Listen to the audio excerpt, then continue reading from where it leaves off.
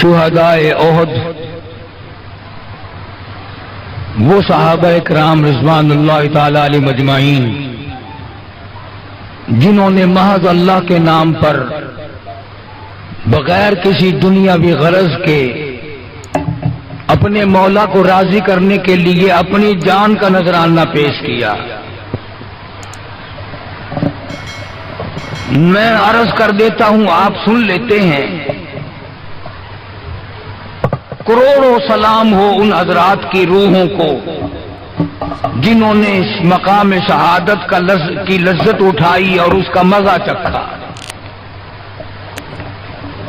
اس کا نام ہے غلامی، اس کا نام ہے اطاعت، یہ ہے فرما برداری، یہ ہے عشق رسول، اس کا نام ہے محبت رسول صلی اللہ علیہ وسلم۔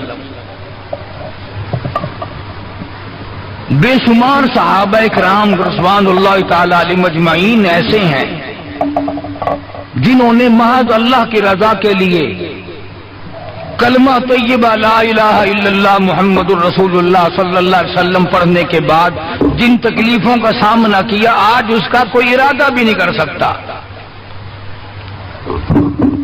بدقسمت قوم، کم سے کم اگر ہم ان کی ریس نہیں کر سکتے جنہوں نے اللہ کے نام پر اپنی جانوں کا نذرانہ پیش کیا، قربانی دی، ان کی تعریف تو کرو، ان کی قربانیوں کا اعتراف تو کرو۔ انہوں نے جو اپنی زندگی میں تکلیفیں اٹھائی ان کو خراج تحسین پیش کرو۔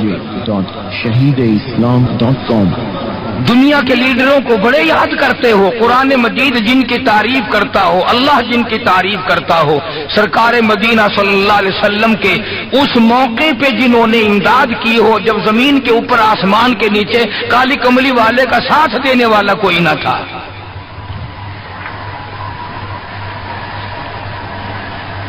ہم لوگ بڑے مسلمان بنے پھرتے ہیں،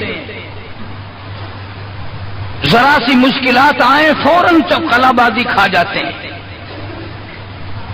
مسئلے میں سے مسئلہ نکال لیتے ہیں۔ یہ وہ حضرات تھے، نہ پہلو تہی کی، نہ کروٹ بدلی، نہ نگاہ بدلی۔ خدا کی قسم، جس نگاہ سے سرکار کا دیدار کیا تھا انہی آنکھوں کو سامنے رکھتے ہوئے اللہ کے حضور میں اپنی جان کے ٹکڑے کرا لیے۔ کمال ہے ان لوگوں کا۔ اور آج بدقسمت لوگ صحابہ کرام کی مذمت کرتے ہیں۔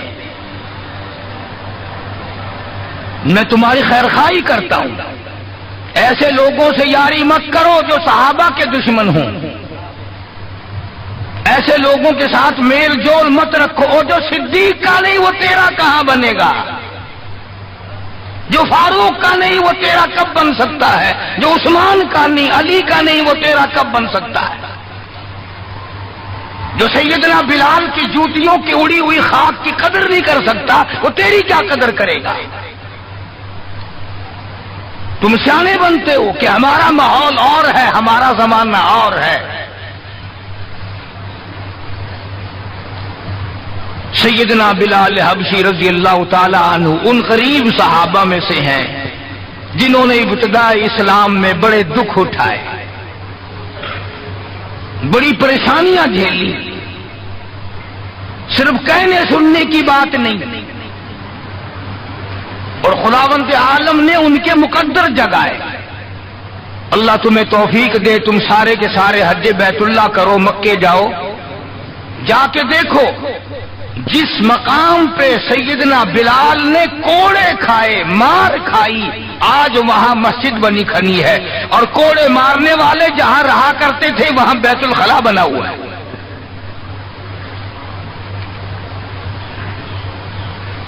سرکار مدینہ صلی اللہ علیہ وسلم نے فیصلہ کر دیا، جو میرا ہے وہ میرے صحابہ سے پیار کرے گا، جس کو میرے ساتھ دشمنی ہے وہ میرے صحابہ کا دشمن ہے۔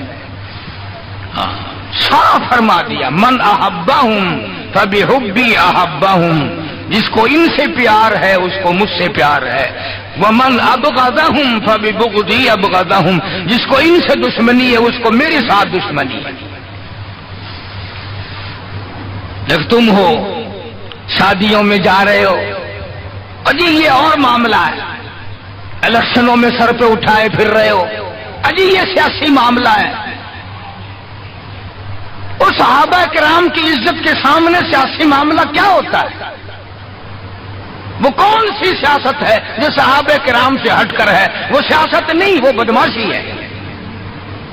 کون کہتا ہے یہ سیاست ہے؟ اپنی عزت بناتے ہو، محمد کریم صلی اللہ علیہ وسلم کے یاروں کی عزت کو مٹاتے ہو۔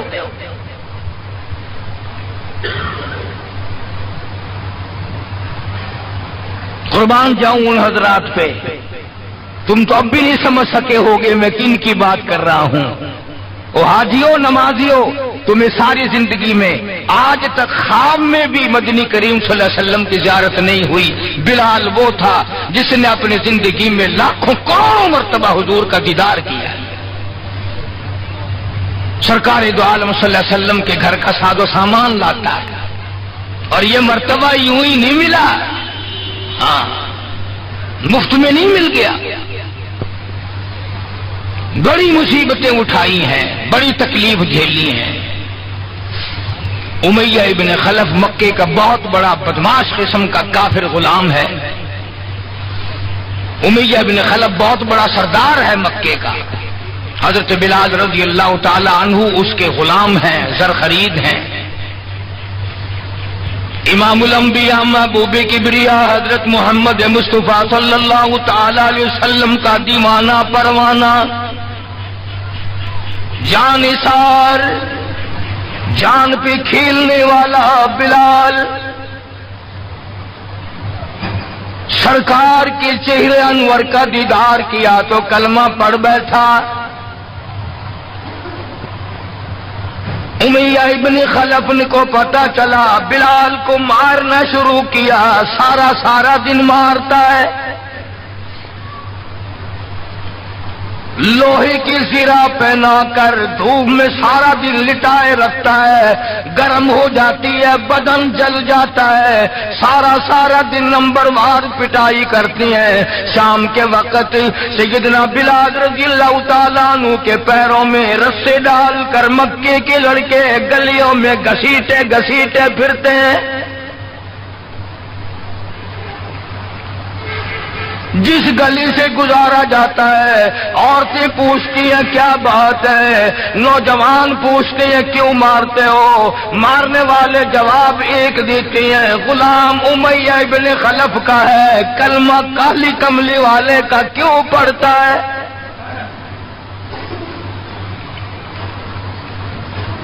چمڑا اڑ گیا، ہڈیاں سالم نہ رہی، روزانہ گھسیٹا جاتا ہے، روزانہ مارا جاتا ہے، روز مار کے امیہ ابن خلف تھک گیا۔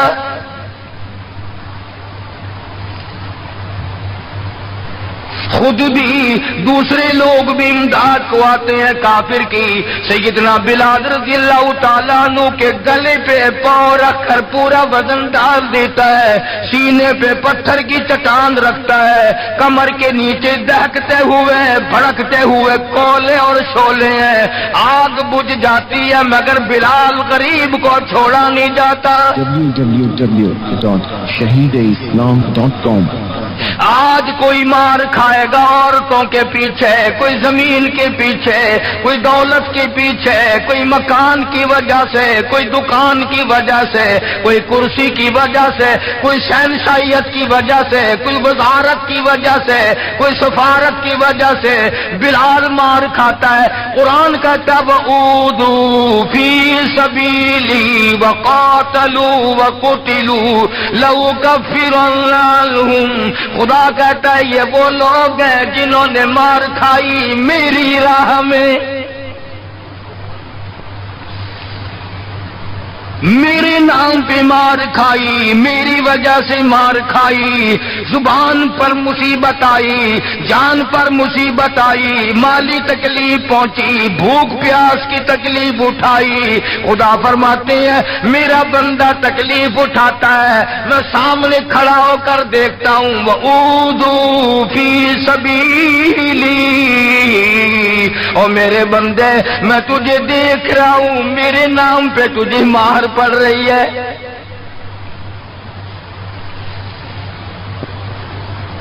جناب بلال حبشی رضی اللہ تعالیٰ عنہ کی ذات اقدس ہے، مار مار کے تھک گئے، اکتا گئے، سزا دے دے کر تھک گئے، مگر بلال اپنے ایمان میں، اپنے یقین میں، اپنی توحید میں، ختم المرسلین صلی اللہ علیہ وسلم کی رسالت میں کسی قسم کی ملاوٹ کرنے کو تیار نہیں۔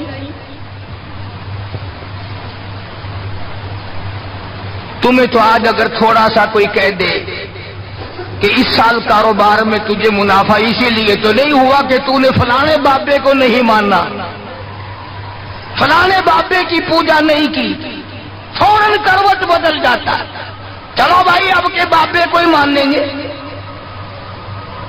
یہ وہ بلال ہے جو کسی بابے کو نہیں مانتا، کسی قبر والے کو نہیں مانتا، جو کسی اونچے نیچے کو نہیں مانتا، کسی بڑ کا پجاری نہیں، پیپل کا پجاری نہیں، کسی کھوہ کا پجاری نہیں، کسی جنڈی گھنڈی کا پجاری نہیں، کسی درخت کا پجاری نہیں، چاند سورج ستاروں اور پانی کا پجاری نہیں، وہ صرف ایک اس کائنات کے مالک کا پجاری ہے جو خداوند عالم کی ذات ہے، مار بھی کھاتا ہے۔ قریب سے جناب ابو بکر صدیق رضی اللہ تعالیٰ عنہ گزرے، مار پڑ رہی ہے، اس قدر مارا، گلے پہ پاؤں رکھ کر دبایا۔ ابو بکر صدیق رضی اللہ تعالیٰ عنہ فرماتے ہیں میری آنکھ نے دیکھا بلال کی ایک بالشت زبان باہر لٹکی ہوئی تھی۔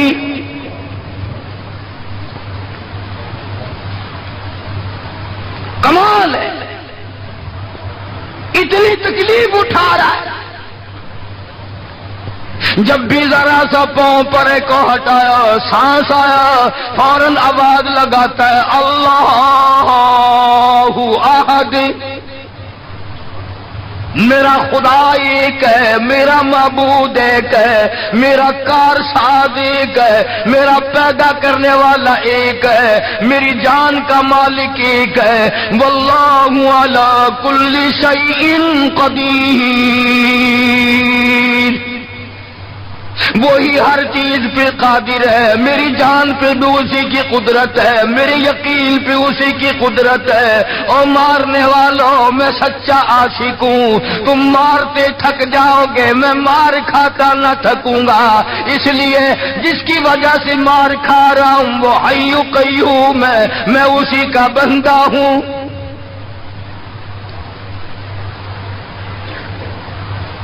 جناب ابو بکر صدیق رضی اللہ تعالیٰ عنہ نے گزرتے گزرتے کان میں بلال کے یوں کہہ دیا آہستہ اللہ کا نام لے لے، تجھے بڑی سخت مار پڑ رہی ہے، اللہ کا آہستہ نام لے لے۔ جناب بلال رضی اللہ تعالیٰ عنہ فرماتے ہیں مجھے بڑا دکھ پہنچا، تکلیف ہوئی، اور یوں فرمایا ابو بکر اور اگر کوئی کہے تو کہے، تو نہ کہو یہ بات۔ انہوں نے کہا میں تیری تکلیف دیکھ کے کہہ رہا ہوں، تجھے صدمہ بڑا پہنچ رہا ہے، تجھے تکلیف بڑی پہنچ رہی ہے۔ جناب بلال حبشی رضی اللہ تعالیٰ عنہ فرمانے لگے ابو بکر میں تجھے کیا بتاؤں، جب میری کمر کے نیچے کولے، میرے سینے پہ پتھر کی چٹان اور میرے گلے پہ امیہ بن خلف کا پیر رکھا ہوا ہوتا ہے اور وہ بدن پورا ڈالتا ہے، میری جان نکلنے کو ہوتی ہے، مجھے پروردگار کی طرف سے آواز آتی ہے او میرے بلال تیرا کیا حال ہے؟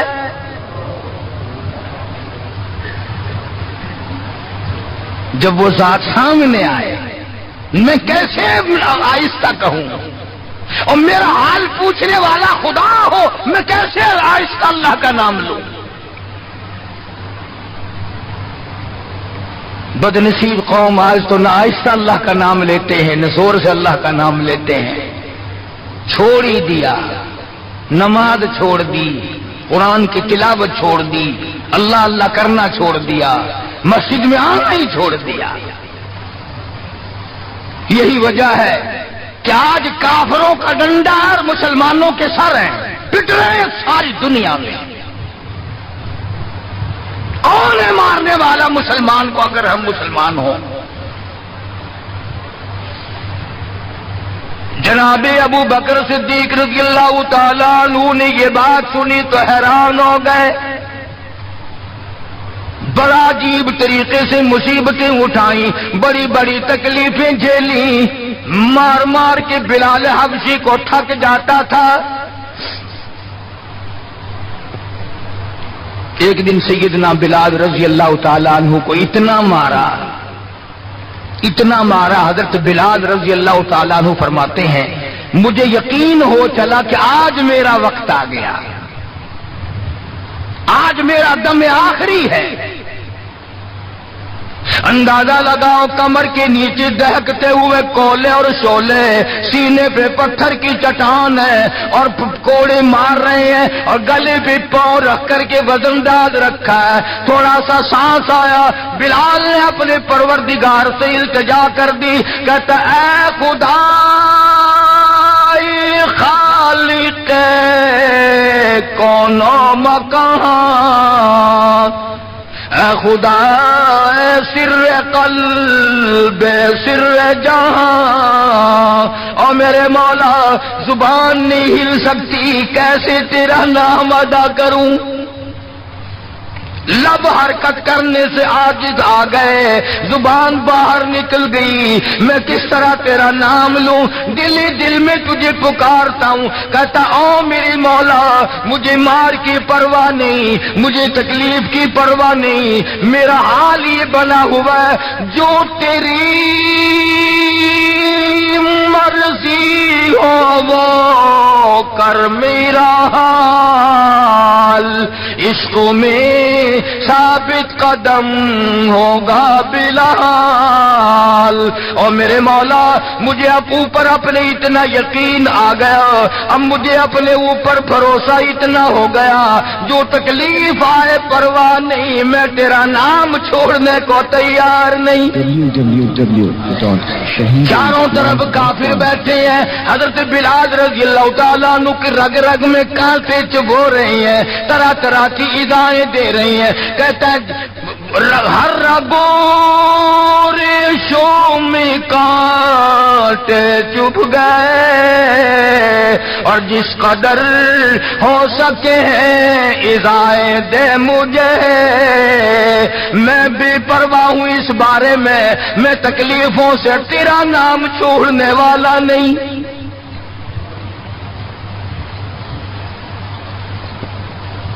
جناب ابو بکر صدیق رضی اللہ تعالیٰ عنہ نے حال دیکھا،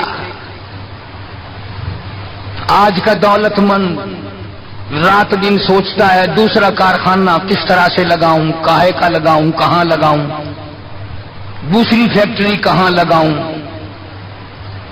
دوسرا کاروبار کس طرح پہ بڑھاؤں۔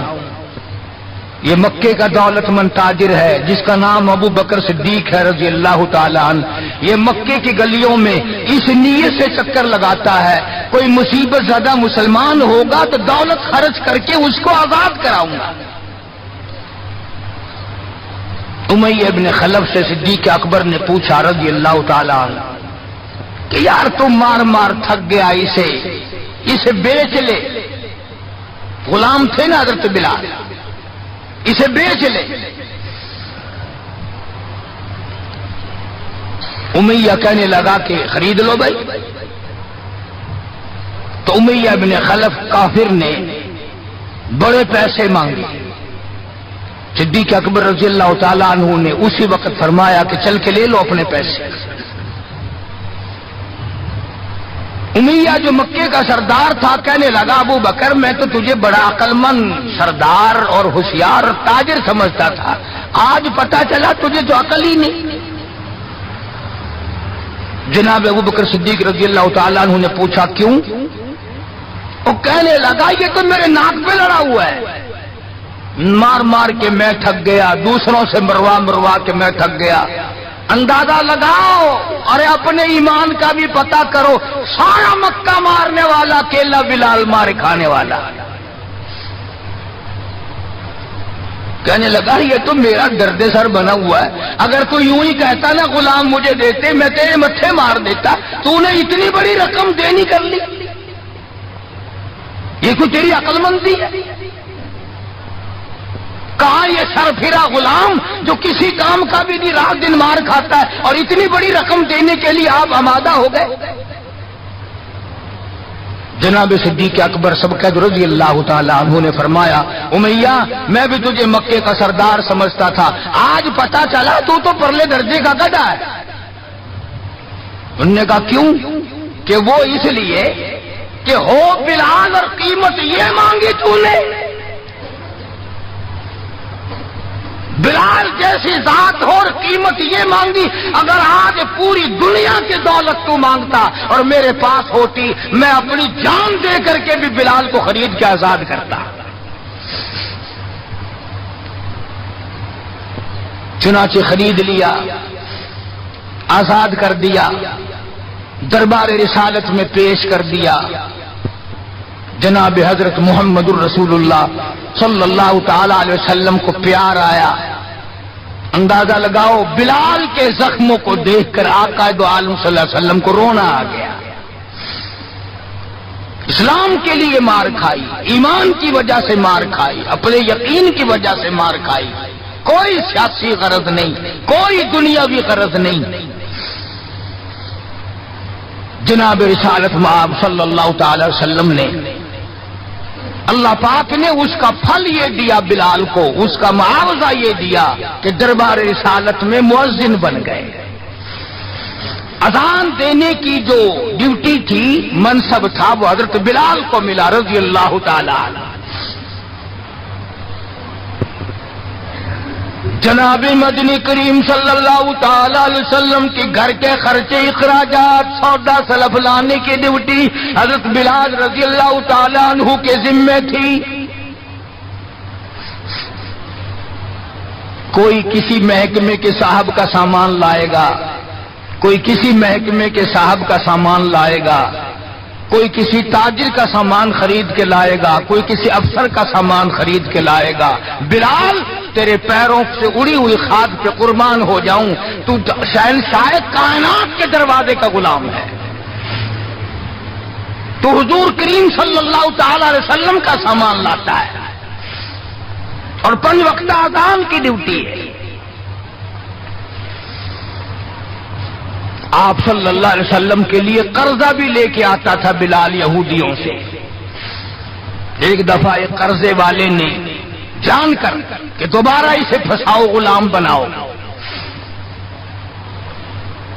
حضرت بلال رضی اللہ تعالیٰ عنہ اذان دینے کے لیے تیار کھڑے تھے۔ یہودی آیا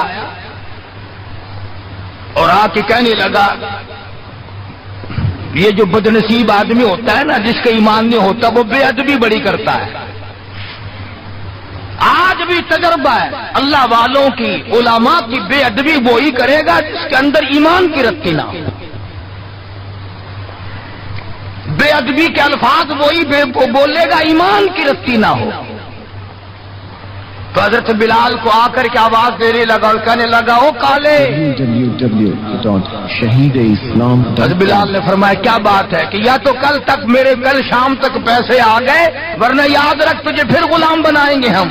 جناب ابشر رضی اللہ تعالیٰ عنہ مدنی کریم صلی اللہ تعالیٰ علیہ وسلم کی خدمت عالیہ میں تشریف لائے، عرض کیا کالی کملی والے فلانا یہودی آ کر کے بڑی زبردست دھمکی دے گیا، وہ مجھے پھر دوبارہ غلام بنانا چاہتے ہیں، وہ پھر مجھے پریشان کرنا چاہتے ہیں، میں اب اتنا بڑا قرضہ کیسے ادا کروں؟ میں صبح کہیں نکل جاؤں گا، چھپ جاؤں گا، روپوش ہو جاؤں گا، جب کوئی انتظام ہو جائے اطلاع فرما دینا، میں حاضر خدمت ہو جاؤں گا۔ اے بلال تجھے مبارک ہو، تو سرکار دو عالم صلی اللہ تعالی وسلم کے قرضے کی وجہ سے پریشان ہے۔ ذرا سوچیں وہ لوگ جن کو اللہ تعالیٰ نے دولت بخشی ہے، جن کو اللہ پاک نے کھانے پینے کے لیے دیا ہے، کہ ہمارے نبی حضرت محمد کریم صلی اللہ علیہ وسلم نے کن دکھوں سے اپنی زندگی پاس کی ہے، قرض لے لے کر۔ صرف قرض نہیں، آج ہم یہودی بن کے مر رہے ہیں، عیسائی بن کے مر رہے ہیں، کافر اور مشرک بن کے مر رہے ہیں، ان کی ریس ہے ہر معاملے میں۔ ان کے طریقے کو اپنا کر کے آج مسلمان نوجوان بڑے خوش ہوتے ہیں. تم نے ہزاروں مرتبہ سنا ہوگا. آؤ شہنشاہ کائنات کا وہ لباس تو دیکھو جس لباس میں حضور صلی اللہ علیہ وسلم کی وفات ہوئی ہے. 11 پیمند اس لباس میں تھے جس لباس میں حضرت محمد الرسول اللہ صلی اللہ علیہ وسلم کی اس دنیا فانی سے رخصتی ہوئی. یہ بٹن نہیں لگاتے ہم لوگ, بٹن کی جگہ کانٹے چبھے رہتے تھے, کانٹے چبھو لیے جاتے تھے. تو بلال نکل گئے مدینے پاک سے خوف کے مارے کہ یہودی پریشان کریں گے قرضے کے لیے. ابھی وہ کچھ ہی منزل پہ دور پہنچے تھے کہ سرکار دو عالم صلی اللہ تعالی وسلم کے یہاں کئی اونٹنیاں سامان سے لدی ہوئی آئی اور آپ نے اس یہودی کو بلوایا اور بلوا کے فرمایا تو اپنا سارا قرضہ لے لے, جتنا تیرا قرضہ ہے ساری کھجوریں ناپ تول کر اپنے قرضے میں لے جا, بچے گا ٹھیک ہے, نہیں بچے گا تو سارے کا سارا لے جا. اللہ غنی, نبی کی ذات کو تو دیکھو, کبھی تو یہ حال ہے کہ قرضہ لے رہے ہیں اور قرضے کی وجہ سے پریشان ہیں, اور خود حضرت بلال رضی اللہ تعالیٰ عنہ بھی پریشان ہے.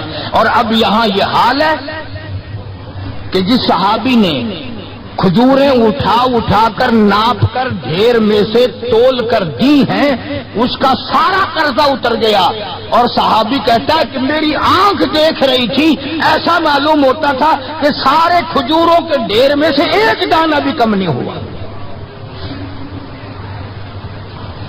ایک دانہ بھی کم نہیں ہوا.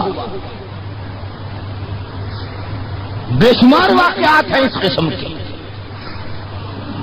مدینے پاک میں اللہ پاک سب کو زیارت نصیب فرمائے. مدینے پاک کی صحابی ہے حضور صلی اللہ علیہ وسلم کا, اس کا باپ فوت ہو گیا, قرضہ تھا باپ کے ذمے, اس نے سارے سیزن کی کھجوریں اکٹھی کی اور ڈھیر لگا کر سرکار دو عالم صلی اللہ علیہ وسلم کی خدمت عالیہ میں آیا کہ جی فلاں آدمی کا میرے ابا کے ذمے قرض ہے, وہ آپ کھڑے ہو کر اتار دیں, اپنے سامنے وہ قرضہ اتروا دیں. ساری کھجوریں میں نے سنبھال کے رکھی ہیں, بچوں کو ایک دانہ نہیں دیا میں نے. کیسے لوگ تھے جو باپ کے قرضے کا فکر کرتے تھے, اب تو الحمدللہ اپنے قرضے کا فکر نہیں. اگر میں مر گیا تو کون دے گا, بلکہ خوش ہیں, قرضہ مار کے مر جانے پہ لوگ خوش ہیں.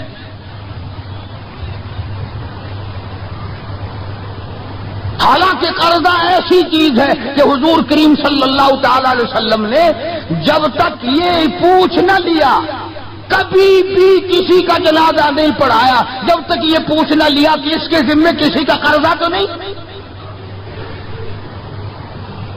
اور اگر پتا چلا کہ ہے تو فرمایا ضامن بنو کون دے گا, اور اگر ضامن کوئی نہیں بنا تو حضور نے کسی صحابی سے جنازہ پڑھوا دیا, خود جنازہ چھوڑ دیا. یہ تھوڑی بات ہے کہ نبی جنازہ چھوڑ دے.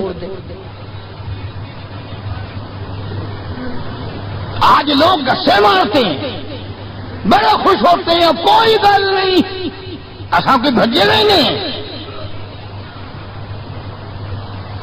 آدمی اپنا قرضہ جو منگا سے مڈی جا گئے ہیں, بھج گئے کہ کہیں دینا نہیں, ڈرتا نہیں, اگر میں مر گیا تو میرا قرضہ کون دے گا. یہ تھوڑی مصیبت ہے, یہ تھوڑی بات. اور نبی جس کا جنازہ چھوڑ دے, نبی جس کی جنازے کو چھوڑ کر ہٹ جائے, یہ کوئی تھوڑی بات ہے. پہلے لوگ دعائیں مانگا کرتے تھے, یا اللہ مقروض بنا کے نہ ماریو, اور اب دعا کرتے ہیں یا اللہ جتنا گڑگپا کر کے مروں اتنا ہی اچھا. بے ایمانی کر کے مرنا چاہتے ہیں, لوگوں کا پیسہ کھا کے مرنا چاہتے ہیں, فنکاری کر کے مرنا چاہتے ہیں. شرم نہیں, یہ کوئی موت ہے, یہ کوئی مرنا, یہ تو لعنت کی موت ہے. کسی کا کھا کے مر جاؤ, جب وہ سنتا ہے تو کہے گا نہیں, اور کچھ پر خدا کی لعنت ہو, میرا روپیہ کھا کے مر گیا.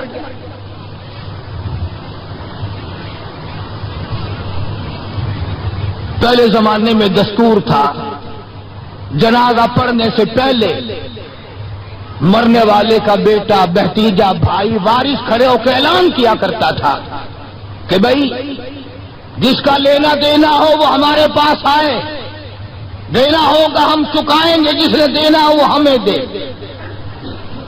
اعلان ہوا کرتے تھے کہ جو قرضہ مانگنے والا ہو وہ ہمارے پاس آئے، ہم قرضہ دیں گے۔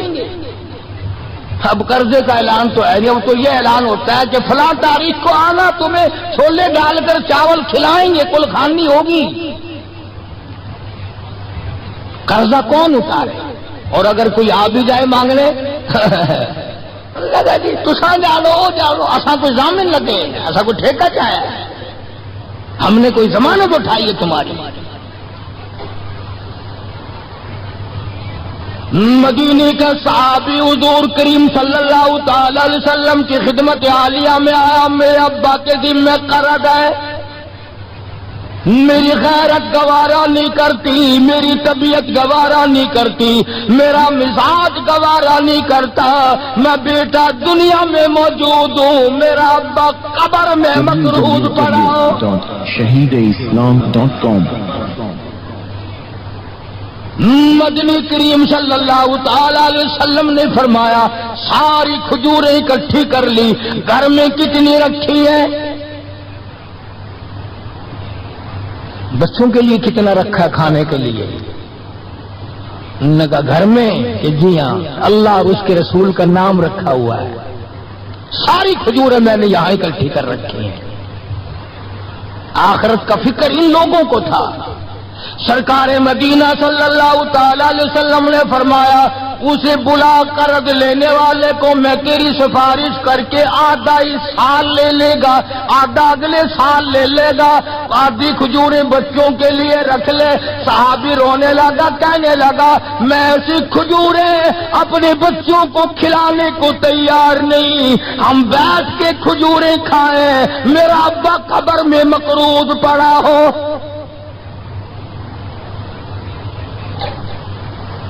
ہم ایسی کھجوریں کھانے کو تیار ہیں۔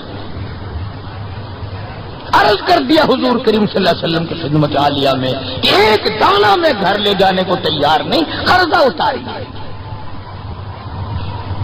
بس حضور صلی اللہ علیہ وسلم نے دعا فرما دی اور آپ نے اپنے سامنے کھجوروں کا ناپنا شروع کیا۔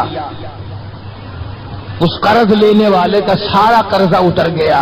صحابی کہتا ہے میری آنکھیں دیکھ رہی تھی اور مجھے یہ تسلی ہو رہی تھی کہ پورے ڈھیر میں سے ایک دانہ بھی کم نہیں ہوا۔ سارا قرضہ چک گیا، سارا قرضہ اتر گیا، مگر ایک دانہ کم نہ ہوا۔ جس وقت مدنی کریم صلی اللہ تعالی علیہ وسلم کے ذمے جو قرضہ تھا بلال کے ہاتھ کا لیا ہوا، وہ سارا قرضہ اتر گیا۔ رحمت کائنات صلی اللہ علیہ وسلم نے حضرت بلال کو پھر بلوا لیا، فرمایا بے شک بے پرواہ ہو جا، اللہ نے سارا قرضہ تیرے میرے سر سے اتار دیا۔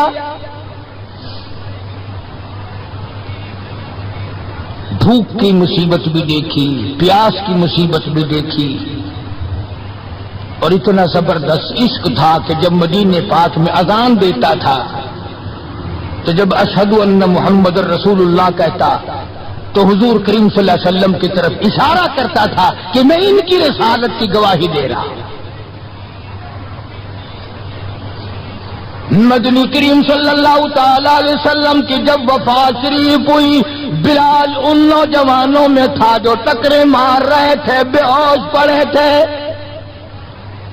کہاں جاؤں، کسے دیکھ کے اپنا گزارا کروں، کس کا دیدار کروں، کس کو اپنا آقا مولا بناؤں، کون میرے سینے پہ ہاتھ رکھ کے پوچھے گا بلال تیرا کیا حال ہے؟ کون پوچھے گا مجھ سے؟ اور حضور صلی اللہ علیہ وسلم کی وفات شریف کے بعد جب مسند کو خالی دیکھتا اور جب اذان دیتا، اشارہ کرتا، حضور نظر نہ آتے، بے ہوش ہو کر گر پڑتا تھا۔ انہیں محبت تھی، انہیں لگن تھی، انہیں سوز و گداز تھا۔ انہیں عشق تھا، ان کے دلوں میں اللہ تبارک و تعالیٰ نے جناب رسول اکرم صلی اللہ علیہ وسلم کی محبت کی مہر لگا رکھی تھی۔ آج ہمارے دلوں پہ مہر مال کی ہے، دولت کی ہے، پیسوں کی ہے، دنیا کی ہے، کرسی کی ہے، اقتدار کی ہے، سرکار کی محبت کی مہر نہیں ہے۔ اگر وہ ہوتی تو آج ہمارا خدا جانے کیا حال بنتا۔ اسی لیے قرآن کریم نے ان لوگوں کی تعریف کی، فرمایا الذین آمنوا وہاجروا وجاہدوا فی سبیل اللہ، بے شک وہ لوگ جنہوں نے اللہ کے نام پہ ہجرت کی، اللہ کے نام پر ایمان لائے، اسی کے نام پہ ہجرت کی اور جہاد کیا میری راہ میں، بِأَمْوَالِهِمْ وَأَنفُسِهِمْ، مال قربانی کی، جان کی قربانی دی۔ اللہ کہتا ہے اولئک اعظم درجۃ عند اللہ، یہی ہے وہ لوگ جن کے بہت بڑے درجے بلند ہیں میرے یہاں۔ میں خدا کے نزدیک ان کے درجے بڑے ہیں، میں خدا کے نزدیک ان کے مقام بڑے اونچے ہیں، میں پروردگار عالم کے نزدیک ان لوگوں کے مقامات بڑے اونچے ہیں، اور خدا جن کو اونچا کہے وہ کتنے اونچے ہوں۔ اور دونوں شہادتیں اللہ پاک کی قرآن میں ہیں حضرات صحابہ کرام کے بارے میں۔ تمہارا اس طرف دھیان نہیں، تمہیں تو صرف تھوڑی سی کوئی انگلی لگا دے، دیکھو جی فلانے نے فلانے کا حق مار لیا تھا، دیکھو نا جی برا ہوا نا جی، اوہو تم بھی فیصلہ کر جج بن جاتے ہو، تم بھی فیصلہ کرنے والے بن جاتے ہو۔ ٹھیک ہے یار، صحابہ کے درجے تو بڑے ہیں، مگر یہ بات تو نہیں چاہیے تھی انہیں۔ تجھے کیا پتا، تجھے اپنے ایمان کا تو پتہ نہیں، تو صحابہ کرام کے ایمان کا پتہ کرتا ہے۔ ساری عمر گو کھاتے گزر گئی، حرام کا پیشاب پیتے گزر گئی، ہم صحابہ کرام کے فیصلے کریں گے؟ اور فیصلہ کرنے والے ہم، اور فیصلہ نبی کے یاروں کا، نبی کے دیوانوں کا، نبی کے پروانوں کا۔ خدا گواہ ہے، خدا کہتا ہے بِأَمْوَالِهِمْ وَأَنفُسِهِمْ، کہ ان لوگوں نے مال بھی قربان کیا، جان بھی میرے اوپر قربان کر دیا۔ خدا گواہ ہے، رسول گواہ ہے، قرآن گواہ ہے۔ تم صحابہ کرام میں 1 کروڑ عیب نکالو، کوئی صحابہ کے درجے کو نقصان نہیں پہنچا سکتا۔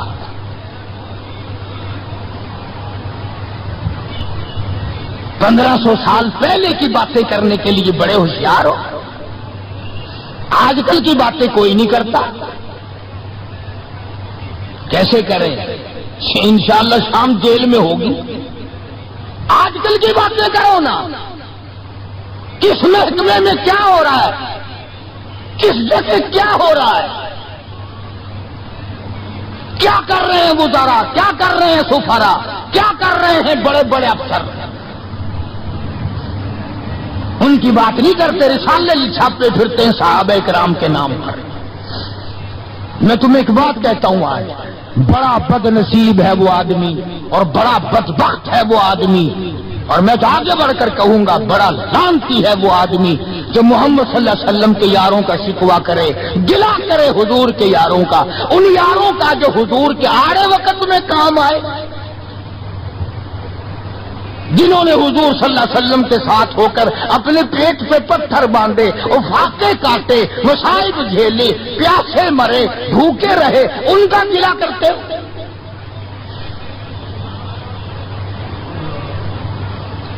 اور پھر تمہیں جج کس نے بنایا؟ تم ہوتے کون ہو؟ تم کون ہو محمد صلی اللہ علیہ وسلم کے یاروں کا فیصلہ کرنے والے؟ وہ خدا کے بندے تھے، خدا ان کا گواہ ہے، نبی ان کے گواہ ہیں، قرآن ان کی تعریف کرتا ہے۔ فرمایا ان الذین آمنوا وہاجروا وجاہدوا فی سبیل اللہ، ایمان لائے، ہجرت کی، جہاد کیا۔ نہ بدر میں تو وہ لڑے، احد میں انہوں نے قربانیاں دی، حنین میں وہ لڑے، خندق میں وہ لڑے، تبوک میں انہوں نے قربانیاں دی، یرموک میں انہوں نے قربانیاں دی۔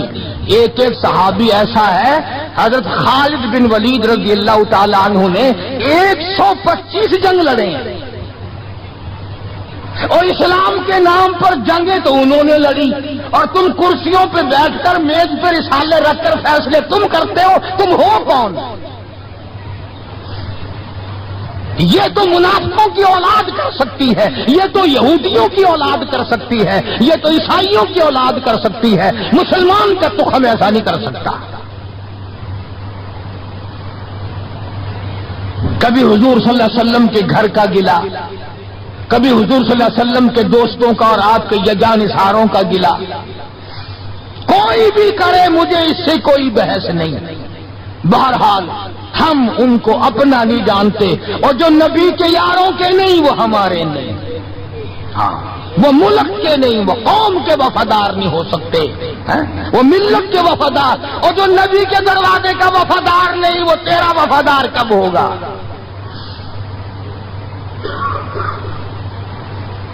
یہاں تو غلامی کرنے والوں نے سب کچھ کمایا ہے، ہاں سب کچھ کمایا غلامی کرنے والوں نے۔ اللہ غنی، ان کی پیٹھ گواہ ہے کہ انہوں نے اسلام کے لیے کیا کیا، ان کے کمر پہ کوڑوں کے نشانات گواہ ہیں کہ انہوں نے اسلام اور ایمان کے لیے کیا کیا۔ سیدنا بلال سبقت رضی اللہ تعالیٰ وفات شریف کے بعد مدینے میں رہ نہ سکے، منبر خالی میرے سے دیکھا نہیں جاتا، دمشق چلے گئے، وہاں جا کر اپنی اللہ اللہ کی۔ ایک دن خواب میں حضور کریم صلی اللہ علیہ وسلم کی زیارت ہوئی، آپ نے فرمایا ما جفانی یا بلال، اور بلال یہ کیا غضب کر رہے ہو، مدینے سے دور چلے گئے، ملنے بھی نہیں آتے۔ اندازہ لگا اس کا درجہ کتنا بلند ہوگا، اس کے دل میں نبی کا عشق کتنا ہوگا، اس کے دل میں نبی کی محبت کتنی ہوگی، جس کو کالی کملی والے فرمائے تو مجھے ملنے کیوں نہیں آتا۔ ما جفانی یا بلال، او بلال یہ کیا ظلم کر بیٹھے، اتنی دور چلے گئے، ملنے بھی کیوں نہیں آتے۔ بلال اسی وقت اٹھا، سواری لی، تیز رفتار سواری پہ سوار ہو کر مدینے پاک پہنچا۔ سیدنا بلال کو دیکھ کر مدینے میں کوہرام مچ گیا، نبی کا مؤذن آ گیا، کالی کملی والے کے دربار کا غلام آ گیا۔ سارے لوگ چاروں طرف جمع ہو گئے، حسنین کریمین رضی اللہ تعالی عنہما کو جا کے ملے، بلا کے لائے۔ فاطمۃ الزہرا کے لخت جگر بیٹو، علی مرتضیٰ کے شیر جوانوں، تمہاری بات نہیں موڑیں گے، ذرا اذان کی فرمائش کرو، اذان تو دے دے نبی کے زمانے کی، بلال آئے ہوئے۔ جناب بلال ابشر رضی اللہ تعالیٰ عنہ نے مدینے کی مسجد میں، مسجد نبوی میں کھڑے ہو کر جب اذان شروع کی، مدینے میں کوہرام مچ گیا، عورت مرد باہر نکل آئے، چلو نبی کے اذان زمانے کی اذان آئی ہے، چلو شاید دیدار ہو جائے۔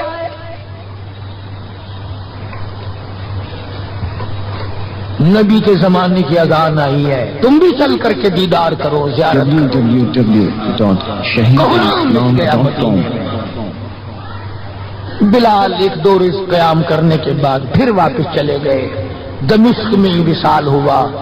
ان جوانوں میں مقام ہے صحابہ کرام میں سے حضرت بلال رضی اللہ تعالیٰ عنہ کا، جنہوں نے محض اپنے ایمان اور کلمہ طیبہ لا الہ الا اللہ محمد الرسول اللہ صلی اللہ علیہ وسلم کی وجہ سے مار کھائی۔ انہوں نے چوری کر کے مار نہیں کھائی، ڈاکہ مار کے مار نہیں کھائی، قتل کر کے مار نہیں کھائی، کسی خوبصورت لڑکی کے پیچھے مار نہیں کھائی، دکان مکان کے پیچھے مار نہیں کھائی، بلکہ خدا کہتا ہے وَأُوذُوا فِي سَبِيلِي، اور یہ وہ لوگ ہیں جنہوں نے میرے نام پہ مار کھائی ہے، جنہوں نے میری وجہ سے مار کھائی ہے۔ عرض کرنے کا مقصد یہ، لوگوں کے کہنے میں مت آیا کرو، یہ جو پھرتے ہیں نا کتابیں لیے ہوئے، اس کتاب میں یہ لکھا ہے، اس کتاب میں اس کو کہہ دیا کرو کہ ان کو آگ لگا دو، کتاب ان کتابوں کو آگ لگا دو جن کتابوں میں نبی کے دیوانوں کا گلا ہو، شکوا ہو، دشمنی۔ یہ دیکھو قرآن سارا گواہ، نہ تمہارے لا کالج کے شاگرد پاس ہیں اور نبی کے شاگرد فیل ہیں، تمہاری یونیورسٹیوں کے اسٹوڈنٹ پاس ہیں اور مدینہ یونیورسٹی کے شاگرد فیل ہے، عقل ہے کھوپڑی میں؟ اور آج کے پروفیسروں کے شاگرد پاس اور امام الانبیاء کے شاگرد فیل۔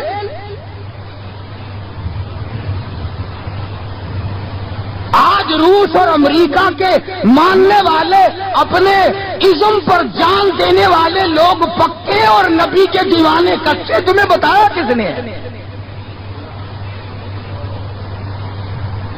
یہ وہ لوگ ہیں جنہوں نے 23 برس تک حضور صلی اللہ علیہ وسلم کے پیچھے نمازیں پڑھی۔ خدا کی قسم، جب تم بیمار پڑو گے زیادہ سے زیادہ بیٹی پوچھنے آئے گی۔ یہ وہ لوگ تھے جب بیمار پڑتے تھے پوچھنے کے لیے امام الانبیاء تشریف لاتے تھے، ان کے دکھ درد میں شریک تھے حضور۔ ہاں، غزوہ خندق کے موقع پر خندق کھودتے کھودتے ایک بہت بڑا پتھر نکل آیا جو صحابہ کرام سے ٹوٹتا نہ تھا، حضور کو آ کے عرض کیا صلی اللہ علیہ وسلم، یا رسول اللہ وہ پتھر نہیں ٹوٹتا۔ آپ نے یہ نہیں فرمایا میں دعا کروں گا، فرمایا لاؤ مجھے کو ڈال دو، مارا ہے نبوت کے ہاتھوں نے، پتھر کے ٹکڑے ٹکڑے کر دیے۔ اور اس کے بعد ہزاروں صحابہ کرام گواہ ہیں کہ صحابہ مٹی پتھر کھودتے تھے، ٹوکری میں بھرتے تھے اور رحمت کائنات صلی اللہ علیہ وسلم اپنے سر مبارک پہ اٹھا اٹھا کر لے جاتے تھے۔ اور جنہوں نے مل کر کھانے کھائے ہوں، جنہوں نے مل کر اللہ کے دین کے جھنڈا بلند کرنے کے لیے مار کھائی ہو، ان سے اچھا کون ہو سکتا ہے، ان سے بڑا کون ہو سکتا ہے؟ دین میں بھی بڑے وہ، آخرت میں بھی بڑے وہ، قیامت میں بھی بڑے وہ، حوض کوثر کے پانی کے گلاس صحابہ کرام کے ہاتھوں سے ملیں گے۔ اس لیے میں نے ایک جوان صحابی کا ذکر کر دیا تاکہ ہمارے دلوں میں ان حضرات کی محبت ہو اور ان حضرات سے عقیدت ہو۔ ہم کتنے بد نصیب ہیں، اس ساری بڑی مسجد بیٹھی اگر میں پوچھ لوں تو انشاءاللہ نفی میں جواب ملے گا۔ اگر میں پوچھ لوں کہ سارے سال میں کبھی کسی نے حضرت بلال کو اصال ثواب کرنے کے لیے 4 آنے خرچ کیے؟ وہ داتا دربار میں تو دیگ پکانے کے لیے پیسے تمہارے پاس ہیں، چوڑے چماروں کو کھلانے کے لیے تمہارے پاس ہیں، بے نمازوں کو راضی کرنے کے لیے تمہارے پاس پیسے ہیں، ڈاکٹروں کو اور افسروں کو گھی کے پیپے دینے کے لیے تمہارے پاس پیسے ہیں۔ اتنا بڑا نبی کا دیوانہ پروانہ کوئی آدمی قسم نہیں کھا سکتا کہ ساری زندگی میں 1 روپیہ بھی حضرت بلال کے اصال ثواب کے لیے کسی نے خرچ کیا ہو۔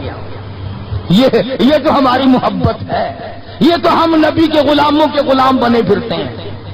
اور ویسے دیکھو نا، غلام ہے رسول کے غلام ہے، غلام ہے رسول کے غلام ہے۔ پلیٹ فارم نمبر 4 دیکھو بالکل صاف پڑا ہے، اچھی غلامی ہے بھائی۔ یہ میں نے چلتے چلتے ایک بات کر دی تاکہ اس طرف بھی ہماری توجہ ہو۔ ہماری اولاد لاکھوں روپیہ برباد کرتی ہے، ہمارے گھریلو اخراجات میں لاکھوں روپیہ، ہزاروں روپیہ خرچ ہوتا ہے۔ ان لوگوں کے لیے بدقسمتی سے ہماری جیب میں، ہمارے گھر میں دمڑی نہیں، اور چلو ایک روٹی کبھی بلال کے اصال ثواب کے لیے کسی نے خرچ کی ہوتی، کون کرے؟ ہمارا ان سے کوئی رشتہ ہے؟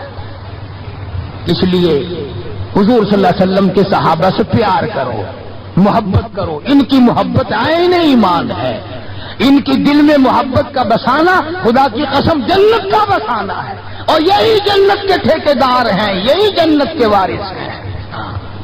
اللہ تبارک و تعالی مجھے اور آپ سب کو دربار رسالت کے سارے جوان، سارے غلام، سارے صحابہ، سارے اہل بیت کی محبت عطا فرمائے اور سب کا ہم سب کو خادم بنائے۔ وآخر دعوانا ان الحمدللہ رب العالمین۔